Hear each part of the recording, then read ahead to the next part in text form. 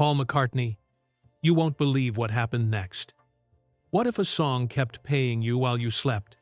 What if one melody outlived the person who wrote it and kept the lights on for generations? That's the rare air of Paul McCartney, a musician whose bass lines and ballads didn't just top charts, they rewired hearts. He didn't start with mansions and million-dollar catalogs. Paul McCartney was born the 18th of June 1942 in Liverpool at 20 Forthlin Road in Allerton. One small house, a lot of noise from the war years, and not much else. His mum, Mary, a nurse, passed away from breast cancer when he was 14. His dad, Jim, kept an old upright piano and a steady belief that music could hold a family together. "Music saved me," Paul McCartney would say later, and you can hear that truth in every gentle chord he ever wrote. Then, fate introduced him to another kid with a matching scar, John Lennon. Two teenagers, two guitars, and a shared ache turned into harmonies that felt larger than life. Hamburg came next. Grimy clubs, 8-hour sets, cheap stimulants, no sleep. It was a grind, a crucible. And when their friend Stuart Sutcliffe died suddenly in 1962, Paul McCartney picked up the bass he never wanted and made it sing. That melodic approach on a humble Hofner changed rock forever. The world knows what followed.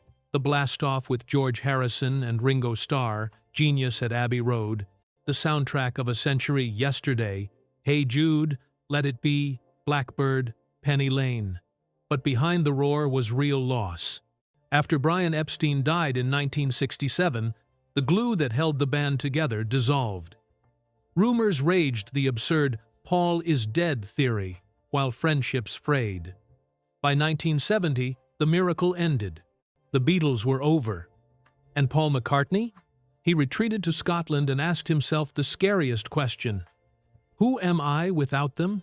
He answered, the only way he knew, alone in a home studio crafting McCartney 1970, then Ram 1971, with Linda McCartney, the love of his life.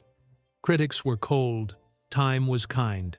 With Linda and Denny Laine, he built wings, took his songs back to the road, and boom, Mull of Kintyre 1977 turned into a phenomenon, breaking UK sales records. The money woes eased, the music didn't. This wasn't a comeback, it was reinvention. And the love story mattered. Linda McCartney wasn't a prop, she was a partner on stage, in life, in causes like vegetarianism and animal rights. Losing her to breast cancer in 1998 shattered him all over again. He carried her photography, her spirit, her steadiness into everything after.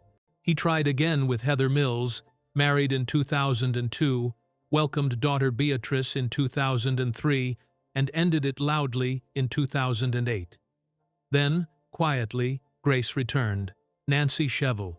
They married in 2011, and for once, love didn't need an audience. It just needed a table for two and some peace. The life lessons? Plenty. There were arrests and embarrassments. Japan, 1,980 chapters that taught Paul McCartney where every line should be drawn. In 2015, he walked away from recreational substances for his grandkids. That's not a headline. That's growth. Meanwhile, the songs kept touring without him earning while he slept, because publishing and performance rights, when you've written the modern hymn book, add up. In 2025, estimates put Paul McCartney around $1.2 billion. Not bad for a kid from a terrace house with a second-hand piano. And yet, the stuff is just symbols. Yes, there's Cavendish Avenue near Abbey Road, a Sussex farm where the wind still sounds like a chorus, a beloved place in the Hamptons that holds Linda's memory, vintage Rolls-Royces and an Aston Martin that look like they rolled straight out of the 60s, a jet for slipping past the noise when he needs to think. The real treasures? That Hofner bass, the battered guitars, the notes that keep turning grief into grace. So what's the takeaway? Songs